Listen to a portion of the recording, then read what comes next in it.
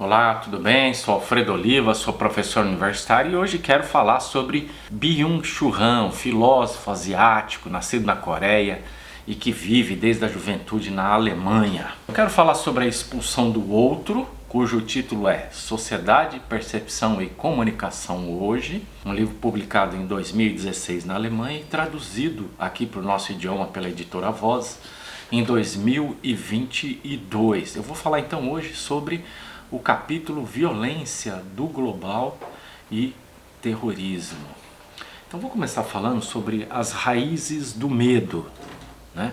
Então diz ele assim: não é o religioso em si que leva o ser humano ao terrorismo, antes é a resistência do singular contra a violência do global, né? Então ele está fazendo uma interpretação dizendo que propriamente não é o fenômeno religioso que conduz ao terrorismo, mas o que fundamentalmente conduz ao terrorismo é a resistência da singularidade contra a violência da globalização, né? Então aqui ele começa a analisar uma dialética que existe entre o global e o local, né? No local, em tese, as pessoas procuram a singularidade e a globalização exerce uma pressão para que as culturas sejam homogeneizadas, né? Então ele está colocando, está situando esse problema aqui. Então as pessoas procuram singularidade e procuram resistir à globalização, que é a tentativa de dissolução da singularidade ou das singularidades locais, né? Ou ainda, numa outra frase, o terrorismo é o terror do singular contra o terror do global, né? Então me parece que o singular resiste ao global, né? Entendendo sempre o global como uma tentativa de homogeneização, né? Se as culturas são globais, elas então deixam de expressar sua singularidade, né? Claro que eventualmente essas culturas estão atreladas a algum fenômeno religioso, mas a leitura do Byung-Chul Han é que o religioso necessariamente não causa ou não conduz ao terrorismo, mas sim a busca por singularidade. Claro que eventualmente as pessoas podem procurar na experiência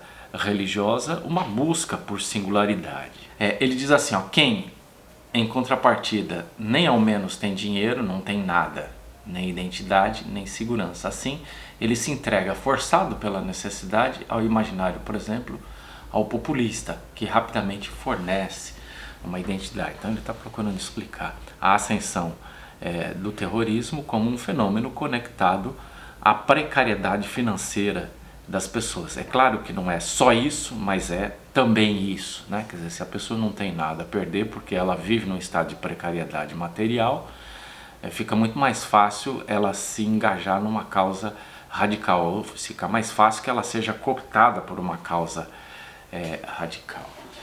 Muito bem, depois ele começa a falar sobre medo do estrangeiro, né? Ele diz assim, ó, o medo do próprio futuro se inverte aqui em uma hostilidade a estrangeiros, né? A gente vê no mundo inteiro crescendo, né, a hostilidade para com os estrangeiros. Esse é um fenômeno, vamos dizer assim, global, né? Uma coisa que está acontecendo no mundo inteiro, acontece de certo modo no nosso país, talvez em menor escala, e acontece provavelmente em maior escala em outros lugares do mundo, né?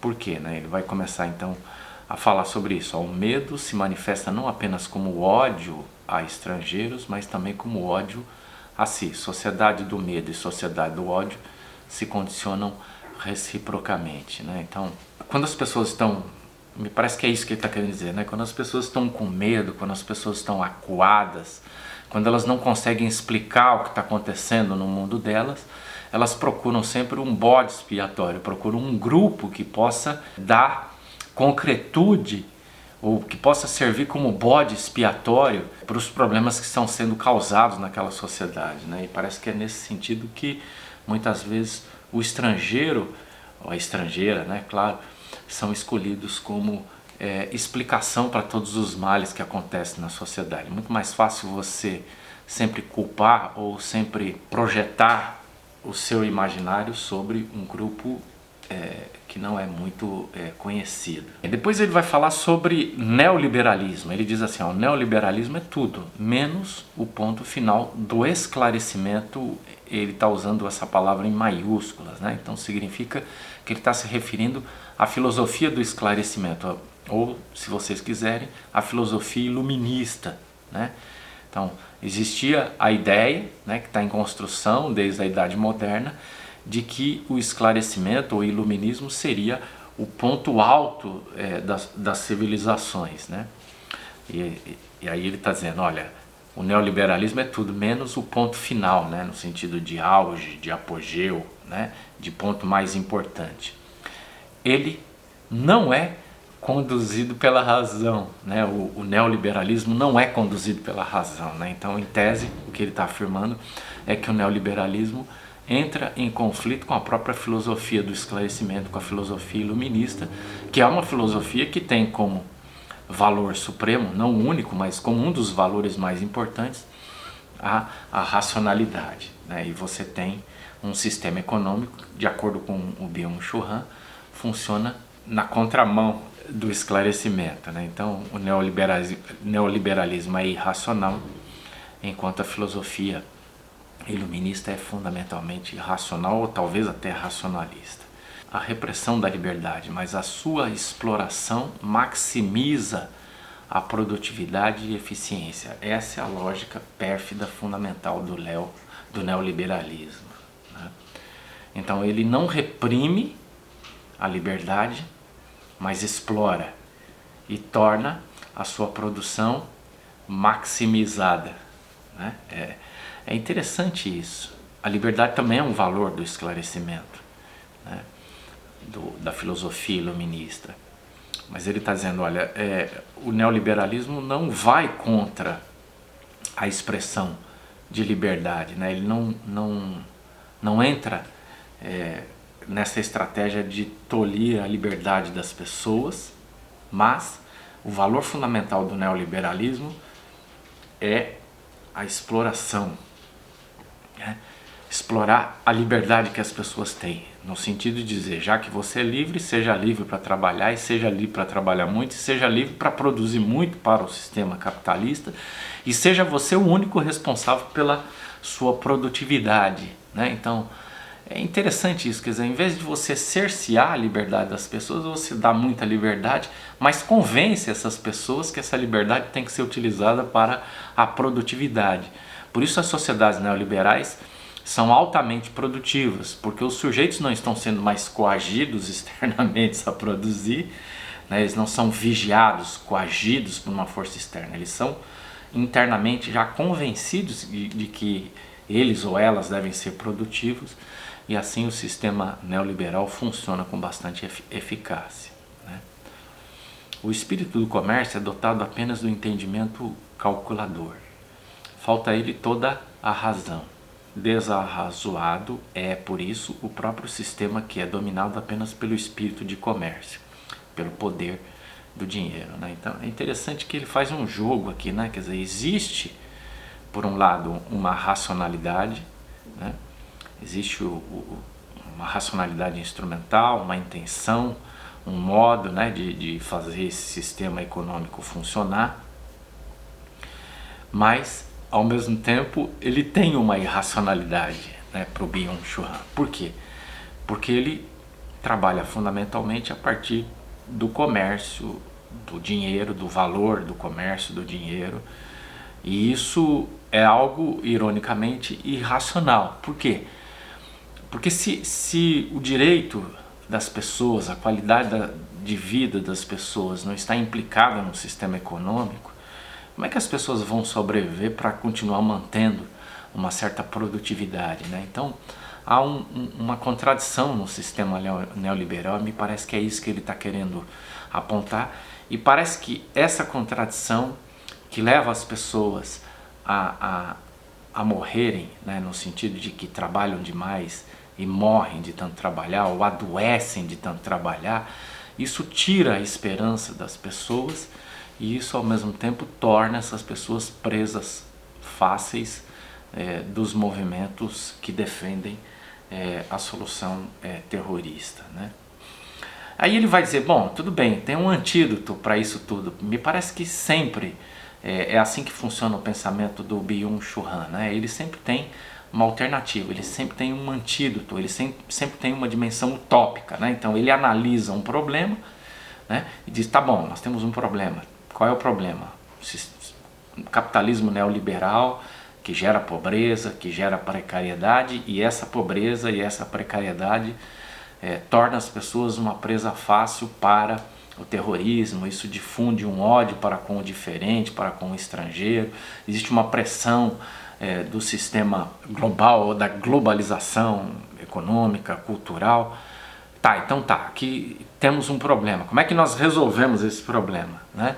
Claro que ele não está apresentando uma fórmula mágica, mas ele está dizendo, olha, é possível combater esse tipo de problema a partir da difusão de determinados valores, e aí então ele vai falar sobre hospitalidade, né? Então ele diz, a hospitalidade não é uma representação utópica, mas uma ideia obrigatória da razão, né? Quer dizer, é interessante isso, né? Ele está dizendo, ó, se nós somos seres racionais, devemos aderir à hospitalidade, não por qualquer motivo, mas fundamentalmente pelo motivo certo, que é a racionalidade. Ou seja, se nós não formos hospitaleiros com os demais, nem os demais e nem nós sobreviveremos.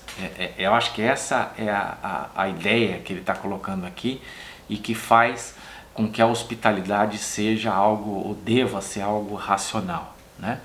Quer dizer, a gente tem que pensar o seguinte, se esse sistema político, econômico, no qual nós estamos inseridos na atualidade, se ele não for razoável para uma quantidade razoável de pessoas, a coisa vai ficar ruim para todo mundo, né? Então, mesmo os grandes empresários, mesmo as pessoas ricas e pessoas talvez que a consciência já esteja cauterizada pela ambição financeira, essas pessoas precisam entender que essa sociedade precisa ser razoável para todo mundo, senão ela não vai ser razoável para ninguém, né? Quer dizer, se você tem um abismo entre ricos e pobres, né, mesmo essas pessoas ricas que estão livres dos problemas que são gerados pela falta de dinheiro, eles vão ter outro tipo de problema, no caso, vão ser alvo do terrorismo, vão ser alvo da violência, né? Então, me parece que o que ele está dizendo é racional que essa sociedade seja justa, seja razoável. É razoável, né, no sentido de razoável, de racional, que a gente reparta, que a gente encontre meios, intermediações para que as riquezas sejam distribuídas, né? A hospitalidade é a expressão suprema da razão universal que chegou a si mesma. A razão não consiste em um poder homogeneizador. Com a sua afabilidade, ela está em condição de reconhecer o outro em sua alteridade e dar-lhe boas-vindas, né? Reconhecer o direito do outro de existir, acolher o outro, né? Claro que não se trata apenas de um gesto de afetividade, mas se trata de um gesto de reconhecimento de direito à diferença, né? Então, a gente não pode responsabilizar grupos minoritários, né, por todos os problemas que acontecem na nossa sociedade, né? Isso é uma forma de ver bastante irracional, né, das coisas. Afabilidade significa liberdade. Ele está dizendo aqui, a menos que sejamos afáveis, a menos que sejamos hospitaleiros, a menos que sejamos acolhedores para com as pessoas, nós não vamos sobreviver a esse mundo no qual nós vivemos. E nós precisamos então aprender urgentemente esse valor que ele está aqui designando de hospitalidade. E ele diz, por fim, o grau de civilização de uma sociedade se deixa medir justamente pela sua hospitalidade, sim, por sua afabilidade. Reconciliação significa afabilidade, né? Ou seja, há determinados valores que precisam estar presentes nas nossas sociedades, caso contrário, ninguém vai sobreviver nessa sociedade, né? Então, os grupos diferentes precisam se reconciliar. As pessoas precisam ser mais afáveis umas com as outras e, consequentemente, mais hospitaleiras, né? Mais acolhedoras umas com as outras, né? E claro, o que está acontecendo no mundo contemporâneo é exatamente o contrário, né? As pessoas estão aprendendo a destilar ódio, né, para com os outros, né? Às vezes não precisa nem ser uma minoria, né? As minorias são mais suscetíveis aos ataques, mas todo mundo está exposto a esse ódio, né? Eu penso, por exemplo, que eu sou um professor universitário, faço um canal para divulgar, difundir conhecimento acadêmico, posto vídeos sobre autores, autoras, sobre temas e eventualmente as pessoas entram no canal no YouTube e ficam me atacando, né? Por exemplo, quando eu posto, né, já aconteceu de eu postar vídeo do Byung-Chul Han e das pessoas me atacarem, né? Uma vez uma pessoa disse que eu era um lambe-botas do Byung-Chul Han e disse que o Byung-Chul Han é um comunista. E a gente vê que a pessoa não conhece o Byung-Chul Han, não assistiu nenhum vídeo que eu postei, né? Senão saberia que primeiro ele não é comunista, segundo que eu não sou lambe-botas. Mas é claro que uma pessoa quando faz isso, ela não tem nenhuma intenção senão apenas destilar ódio, incomodar o outro, né? Causar mal-estar ao outro. Se ele tivesse a fim de discutir, ele diria: mas por que você posta vídeos do Byung-Chul Han? O que você vê nesse autor, né? Ele não é um comunista? O comunismo não é uma coisa perigosa? Bom, se ele ao invés de afirmar e acusar, ele perguntasse, a gente tinha a possibilidade de começar uma conversa, eu poderia explicar a razão pela qual eu gosto tanto do Byung-Chul Han, posto vídeos dele e assim por diante, né? Mas claro, muitas pessoas não são capazes disso, né? E como hoje está na moda, né? As pessoas são estimuladas a agredirem verbalmente, né? A não serem afáveis, essas pessoas se sentem legitimadas ou autorizadas a fazer isso, tá bom? Muito bem, espero que você tenha gostado desse vídeo, a gente se vê num próximo. Um abraço e até lá!